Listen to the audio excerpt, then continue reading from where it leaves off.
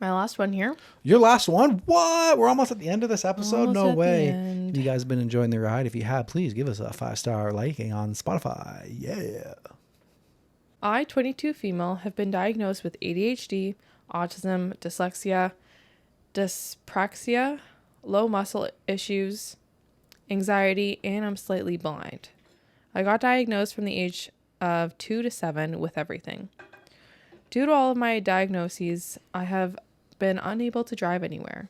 I can still bus places and take Ubers, but being driven somewhere is sometimes the best option for me.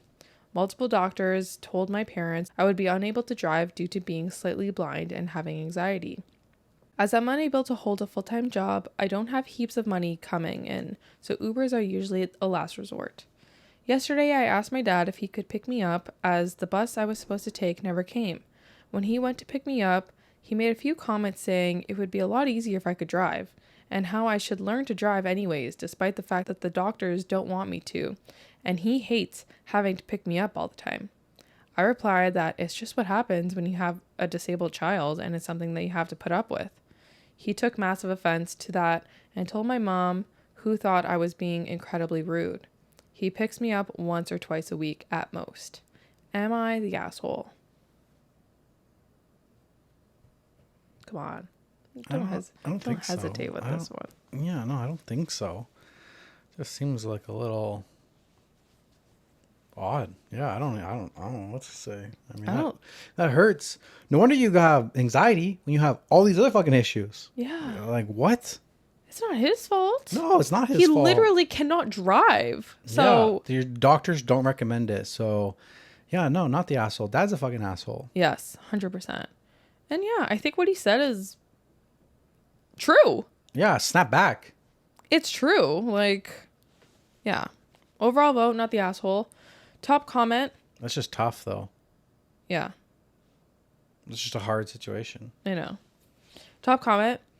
So I'm not judging here because there isn't really anything to judge, but I will posit this question. Do you expect him to drive you everywhere for the rest of your life? Do you have a plan, or how will you gain that measure of independence?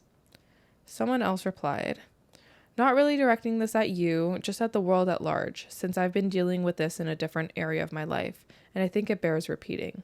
Sometimes people are disabled in such a way that what's traditionally considered independence, driving being the main example here, is probably not something they're ever going to achieve, and that's not a moral failing. Sometimes it's just the way it is, and if you're someone dealing with that, you shouldn't be made to feel ashamed for it. Again, not saying you were saying anything negative, it's just that hearing someone bring up independence in the context of this post made me want to add this. Edit to add, since I've gotten quite a lot of feedback about this comment, I'm not saying that OP shouldn't look at practical solutions. Quite a few people on this thread have given him great advice, and I would encourage OP and anyone in a similar situation to look at the resources people have brought up.